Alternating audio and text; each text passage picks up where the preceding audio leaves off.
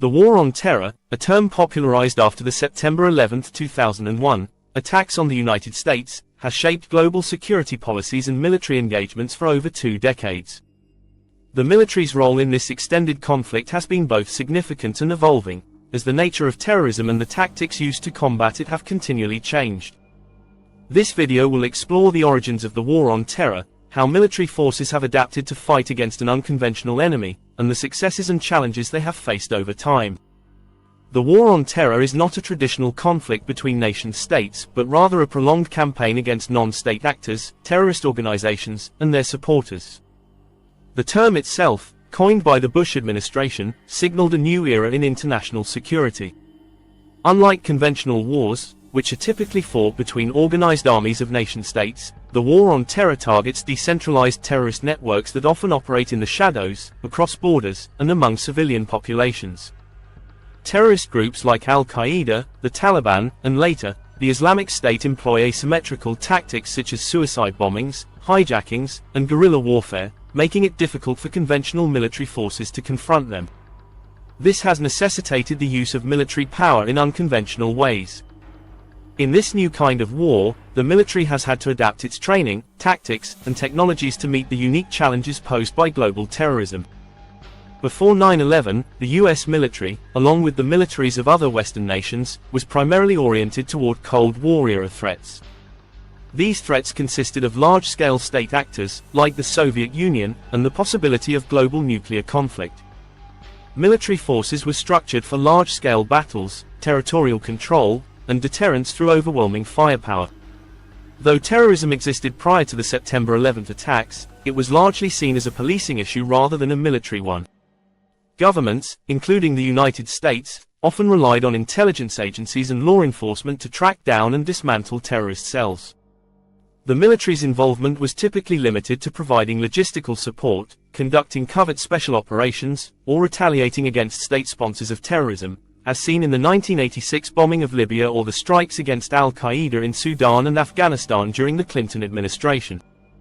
The attacks of September 11, 2001, fundamentally changed the global security landscape and thrust the military into the forefront of the War on Terror. The coordinated hijacking of commercial airliners by al-Qaeda operatives, which resulted in the deaths of nearly 3,000 people, was a shock to the American public and the world. It exposed the vulnerability of even the most powerful nations to terrorist attacks. In response, the US military, backed by a global coalition, launched Operation Enduring Freedom on October 7, 2001, in Afghanistan. The immediate goal was to dismantle al-Qaeda and remove the Taliban regime, which had provided the terrorist group with safe haven. This marked the beginning of the military's central role in what would become an ongoing global campaign. The early stages of the War on Terror were characterized by rapid and decisive military action. In Afghanistan, US and coalition forces, working alongside local Afghan fighters, managed to overthrow the Taliban regime within months. However, this initial success was only the beginning of a much more complex and protracted conflict.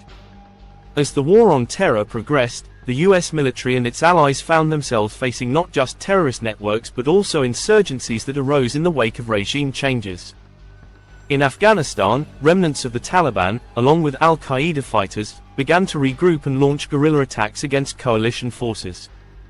The US military was forced to shift from conventional warfare to counterinsurgency (COIN) operations, which involved not only combating enemy forces but also winning the hearts and minds of local populations. The Iraq War, which began in 2003 as part of the broader War on Terror, presented a similar challenge. After the swift overthrow of Saddam Hussein's regime, US and coalition forces were soon bogged down in a bloody insurgency, as various groups, including al-Qaeda in Iraq, sought to destabilize the new government. Military forces found themselves engaged in urban warfare, facing improvised explosive devices, IEDs, suicide bombings, and attacks from an enemy that blended in with the civilian population. The military's role in these counterinsurgency campaigns was multifaceted. It involved not only combat operations but also efforts to rebuild infrastructure, train local security forces, and provide humanitarian aid. This blending of military and civilian responsibilities marked a significant shift in how the military operated in the War on Terror. Soldiers were no longer just warriors, They were nation builders, diplomats, and peacekeepers, often operating in hostile and unpredictable environments. By 2006, both Afghanistan and Iraq were experiencing escalating violence, and the military was struggling to contain it. In Iraq, the insurgency had grown so intense that some experts feared the country was on the brink of civil war. In response, the U.S. military leadership, under General David Petraeus, implemented a new strategy known as the Surge in 2007. The Surge involved deploying an additional 30,000 U.S. troops to Iraq with the goal of stabilizing the country, particularly Baghdad, by focusing on securing the population and reducing violence. The military also worked closely with local Sunni tribes, many of whom had grown disillusioned with al-Qaeda's brutal tactics. This cooperation, known as the Anbar Awakening, played a crucial role in turning the tide against the insurgency. The Surge strategy proved to be a temporary military success, as violence in Iraq decreased significantly by 2008. However, the broader question of whether military force alone could solve the underlying political and social problems that fueled the insurgency remained unresolved. The lessons learned in Iraq would later inform U.S. strategy in Afghanistan, where a similar surge was implemented in 2009. One of the most significant developments in the military's role in the war on terror has been the increased reliance on Special Operations Forces, SOF. These elite units, such as the Navy SEALs, Army Green Berets, and Delta Force, are highly trained for counterterrorism, direct action, and unconventional warfare. As the war on terror shifted toward targeting specific high-value individuals and dismantling terrorist networks, SOF became increasingly central to military operations. Special Operations Forces were instrumental in many high-profile operations, including the 2011 raid that killed Osama bin Laden in Pakistan. The ability of these units to conduct precision strikes with minimal collateral damage made them a critical tool in the fight against terrorism, especially in environments where large-scale military engagements were not feasible or desirable. The success of SOF has been one of the most visible military achievements in the war on terror. However, it also raised concerns about the over-reliance on these forces, who often operated in secret and with little oversight.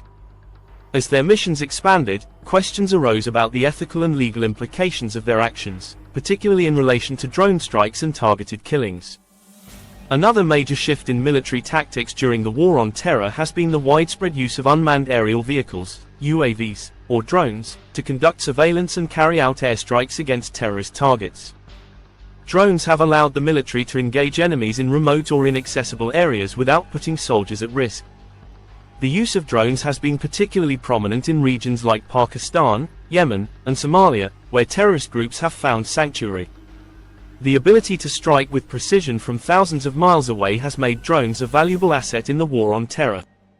However, the widespread use of drone strikes has also sparked controversy. Critics argue that drone strikes often result in civilian casualties, which can fuel anti-American sentiment and aid terrorist recruitment. Furthermore, the lack of transparency surrounding drone operations has raised concerns about accountability and oversight. Despite these issues, drone warfare has become a cornerstone of the military's strategy in the war on terror, offering a new way to combat terrorism in areas where conventional military operations are impractical. While the military has achieved significant successes in the war on terror, including the elimination of key terrorist leaders and the disruption of numerous plots, the conflict has also faced substantial criticism and challenges. One of the primary criticisms of military involvement in the war on terror is the prolonged nature of the conflicts, particularly in Afghanistan and Iraq. What began as efforts to eliminate terrorist threats and remove hostile regimes turned into long-term nation-building projects. Despite years of military involvement, neither Afghanistan nor Iraq has achieved lasting peace or stability, and the cost in terms of human lives, financial resources, and political capital has been immense. The military's dual role in both fighting insurgents and rebuilding war-torn societies has stretched its capabilities and led to questions about whether the military is the appropriate tool for nation-building. The fall of Kabul to the Taliban in 2021, following the withdrawal of US and NATO forces, highlighted the limitations of military power in creating sustainable political solutions.